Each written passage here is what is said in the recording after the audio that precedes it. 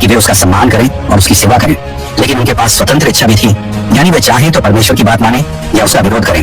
कुछ स्वर्गदूतों ने आज्ञा मानी, जैसे कि माइकल और उनके साथी, लेकिन कुछ ने विद्रोह किया और अंधकार की तरफ चले गए। इन गिरे हुए स्वर्गदूतों में सबसे बड़ा था शैतान, वही जो अजगर के रूप में दिखाई देता है।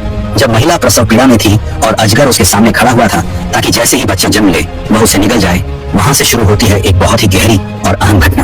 बाइबल कहती है कि उस महिला ने एक बेटे को जन्म दिया।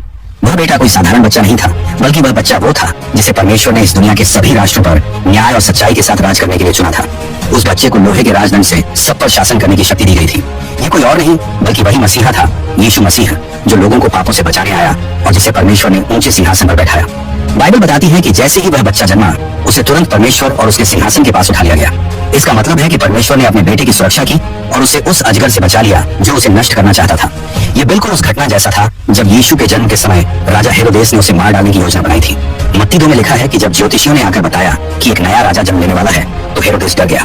उसने ज्योतिषियों से चालाकी से यह पता लगाने की कोशिश की कि बच्चा कहाँ है, ताकि वह उसे मार सके।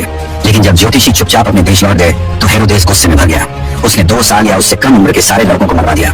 ये एक क्रूर और दुखद घटना थी, लेकिन यही दिखाता है कि शैतान शुरू से ही मसीह को खत्म करना चाहता था। वह नहीं चाहता था कि परमेश्वर की योजना पूरी हो। बाइबल कहती है कि यह घटना यिर्मयाह की भविष्यवाणी को पूरा करती है, जिसमें कहा गया था कि रामा में रोने की आवाज सुनाई दी। राहेल अपने बच्चों के लिए रो रही है और सांत्वना लेने से इनकार कर रही है, क्योंकि वे अब नहीं रहे। ये दर्द, ये शोक, ये विलाप दिखाता है कि कैसे शैतान ने लोगों पर दुख लाने की कोशिश की, लेकिन परमेश्वर की योजना फिर भी पूरी हुई। अब हम वापस आते हैं उस महिला की ओर, जो अपने बच्चे को जन्म देने के बाद एक सुरक्षित जगह की तरफ भाग जाती है। एक ऐसा स्थान जो परमेश्वर ने पहले से उसके लिए तैयार किया था। यह जगह जंगल में थी और वहां उसे 1207 दिनों तक, यानी 3.5 साल तक सुरक्षित रखा गया। यह वह समय था जब महिला, जो इजराइल या परमेश्वर के लोगों का प्रतीक है, सताए जाने